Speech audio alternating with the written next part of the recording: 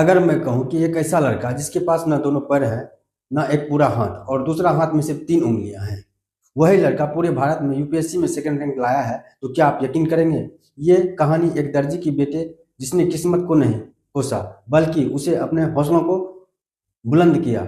आज की कहानी सुनकर आपकी सारी शिकायतें खुद ब खुद खत्म हो जाएंगी। नमस्कार, प्रणाम दोस्तों, आप देख रहे हैं ताजा टाइम्स टीवी। मैं हूं कृष्णा सिंह राजपूत।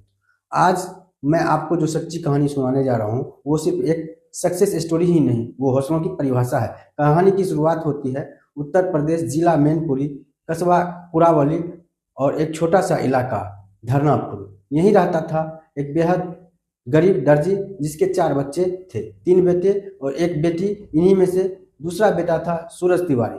पढ़ाई और संघर्ष की कहानी यहीं से शुरू होती है। सूरज पढ़ाई में ठीक ठाक ही था, 11वीं पास की, 12वीं सीबीएसई से दी थी और फेल हो गया, लेकिन वह हार नहीं माना। अगले साल यूपी बोर्ड से परीक्षा दी और 2014 में पास हो गया। घर की हालत खराब थी, पंडिताई सीख ली, शादियों और पूजा पाठ से जिंदगी चलाने लगा। फिर काम की तलाश में मुंबई गया, वहां से और आखिरकार नोएडा में नौकरी लग गई।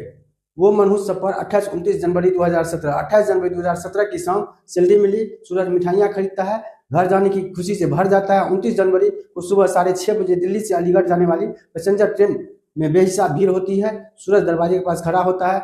दादरी स्टेशन के पास किसी ने जोर से धक्का दे दिया। चलती ट्रेन से सूरज गिर गया।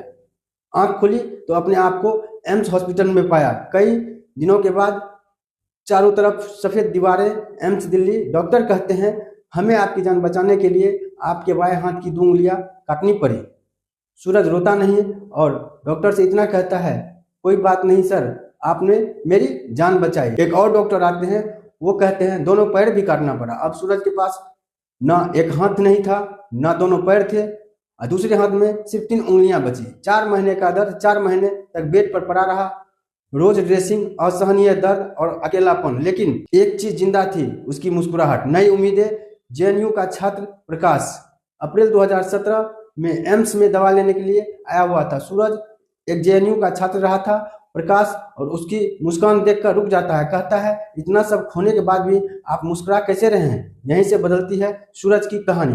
प्रकाश उसे जेएनयू ले जाता है, एक एनजीओ की मदद से दिलवाता है स्पेशल व्हील चेयर, जिससे सूरज 3 उंगलियों से खुद ब खुद चला सकता था। पढ़ाई की शुरुआत मई 2017, जेएनयू एंट्रेंस पहली बार फेल, लेकिन सूरज टूटता नहीं है। 17 दिसंबर फिर एंट्रेंस सिलेक्शन। 23 जुलाई 2018 को जेएनयू में बीए रशियन लैंग्वेज में हुआ। यूपीएससी का सपना, जेएनयू की लाइब्रेरी डे और 18 घंटे की पढ़ाई।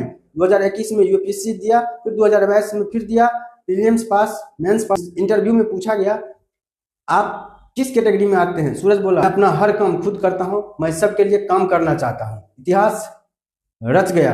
23 मई 2023 को यूपीएससी रिजल्ट हुआ। ऑल इंडिया रैंक में 1917, फिजिकल हैंडीकैप कैटेगरी, देश में दूसरा स्थान। शाम को पिता को फोन करता है, पापा आप डीएम के पिताजी बन गए हैं। एक गरीब दर्जी आज आईएएस अधिकारी का पिता बन चुका था। दोस्तों, इस कहानी का मकसद है जब आप हार मानने लगे तो सूरज तिवारी को याद कर लीजिएगा। हाथ पैर का कोई भारत का आईएएस बन सकता है तो हम क्यों नहीं कर सकते? मैं हूं कृष्णा सिंह राजपूत, आप देख रहे थे ताजा टाइम्स टीवी। फिर मिलेंगे एक नई सच्ची कहानी के साथ। तब तक के लिए अपना और अपनों का ख्याल रखें। जय हिंद।